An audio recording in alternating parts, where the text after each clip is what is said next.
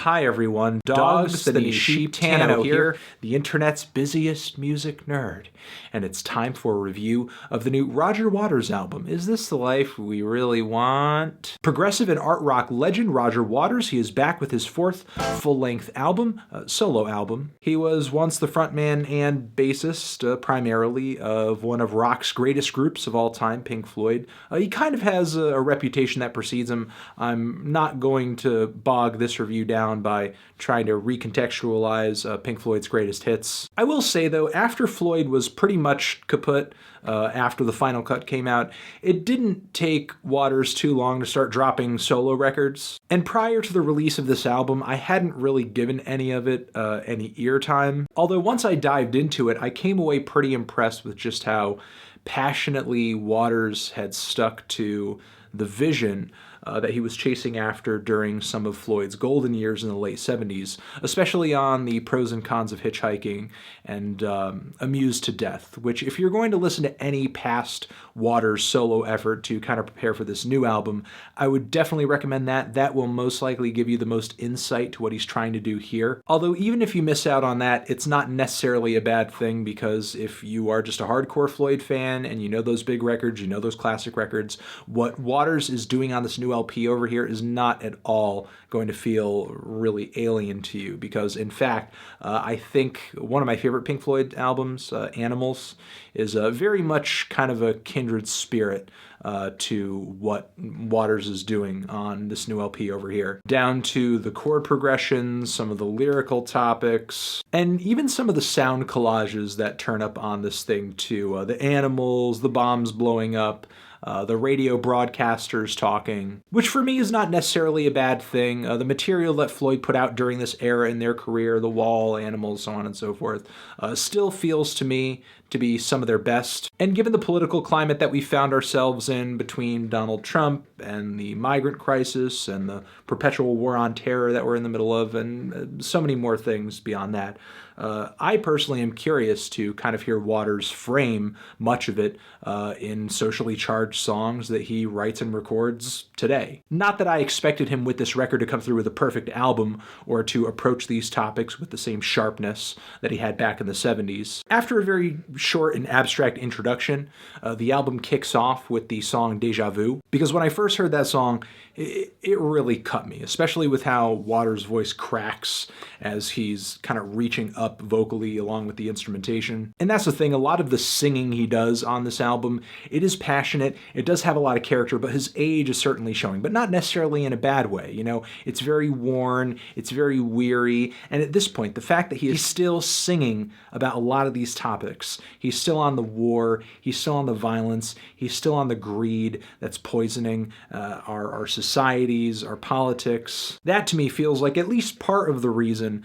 that you could title a track like this Deja Vu. Lyrically, the song is pretty interesting as well, with Waters singing about how he could have done a better job had he been in the position of God. A pretty bold claim that some people might disagree with, but it's really his wholehearted belief in what he's saying and the passion he's delivering on this track that really sells the track. Then, shortly after this, he starts singing from the standpoint of a drone, making mention of his electronic eyes. Later in the same verse, I believe, he bombs a woman at a stove, which, if you don't remember, over the course of the Obama administration, we had learned that a vast majority of the people who are struck by drones are just innocent bystanders. They're the wrong target. Knowing that, it's not hard to understand why drones and drone strikes are actually referenced multiple times throughout the runtime of the album. I also enjoy the pianos on this track, the arranged instrumentation here, not only here, but other tracks too.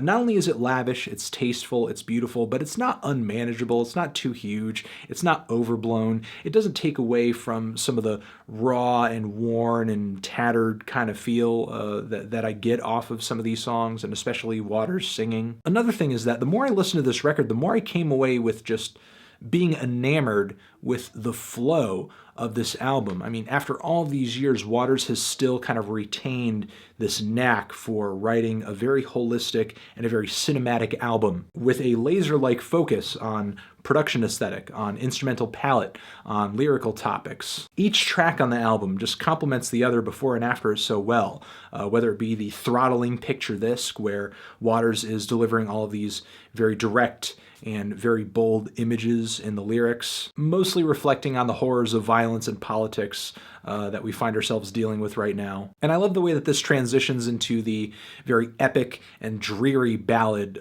Broken Bones, which is a really well-crafted and memorable, despite just how much of a slow burner this song is, tune.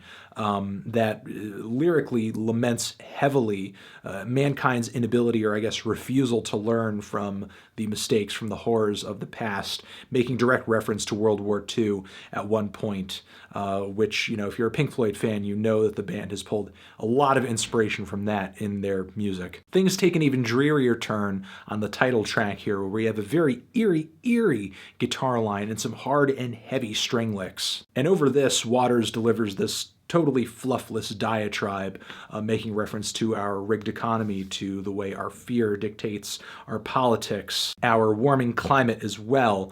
And with the track Bird in a Gale, which is like a bit of a kind of a centerpiece or an interlude moment on the record, with some sound collage passages toward the beginning and toward the end. Maybe not nearly as gratifying as like an instrumental jam that you would have caught on a classic Floyd record, which my mouth is kind of watering for at points, because this album really is jam-packed with Floydisms. But still, these moments do add quite a bit of texture and grit to the album and to what Waters is singing about. I also enjoy hearing him try to take the political and turn it personal on the song The Most Beautiful Girl in the World, which, from the title you'd think is a love song or something, but and in a way it is. Waters is kind of forcing the audience to entwine themselves emotionally with this woman who we learn toward the end of the track is the victim of a bomb attack. It is a little overly manipulative, it is a little ham-fisted, it is a little long-winded, a lot like the track The Last Refugee, which I wish had a stronger chorus to it, some kind of stickier refrain or something. I do like the melodies of the track, I do like Roger's passion on the song, I do like the dystopian and post-apocalyptic vibe of the lyrics. But again, it does feel like one of those moments in the record that could have been written to be a bit more direct. And as long as I'm complaining, the track Smell the Roses, from the bass line to the keyboard embellishments, is like pure classic Floyd all the way, to the point where it is so deja vu, it is so distracting. I do like the grim groove, I do like the grim lyrics, though I do think what Waters is singing about here does feel super general. This song almost feels like it could have been a classic Floyd song, and yet, lo and behold, it just kind of still applies today. I don't know what's more messed up, that he's kind of just copying himself, or that we're just kind of copying ourselves. The song Wait for Her is a very pretty and gentle ballad where we have a lot of instrumental bits that are lifted and repeated again from the song Deja Vu. Obviously intentionally. It's a bit of an instrumental reprise, and we have some of these same musical themes running throughout the interlude track right after, and the closing track Part of Me Died. Although lyrically here, we don't have Waters' lyrics. This is in fact a poem of the same title, pulled from a Palestinian poet, Mahmoud Darwish. And it is a lovely poem. It is a lovely moment on the album, although I'm not entirely sure as to whether or not the her that is being talked about in the poem is being used with the same symbolism and the same context in Waters' case, especially as he brings us into the interlude track and into the final track, where he's still making reference to that same her, very directly at the end of the album, saying that it would be better to die in her arms than continue to linger with regret. And that's another thing, in Waters' lyrics and in his voice, there is quite a bit of regret. I would say bitterness and resentment too.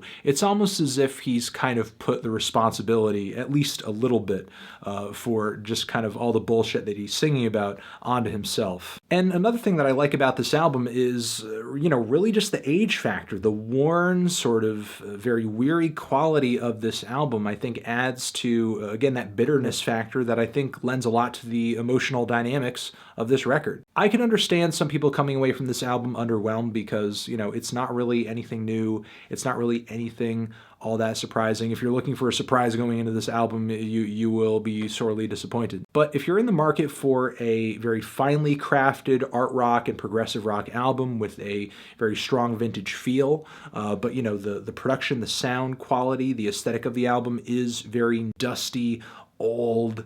You know, it does feel kind of like it has this modern, contemporary grittiness and gnarliness to it. Not to mention the fact that the lyrics kind of are delivered with a level of perspective and experience that only someone of Waters' age could deliver. Feeling a decent 2 strong 7 on this album. I'm going to leave it at that.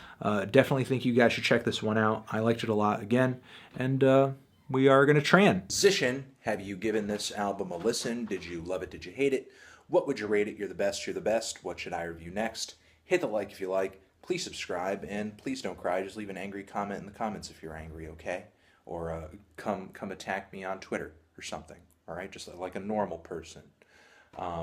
Roger Waters, Is This the Life We Really Want? Videos next to my head I think you should check out. Subscribe to the channel. Official website too, forever.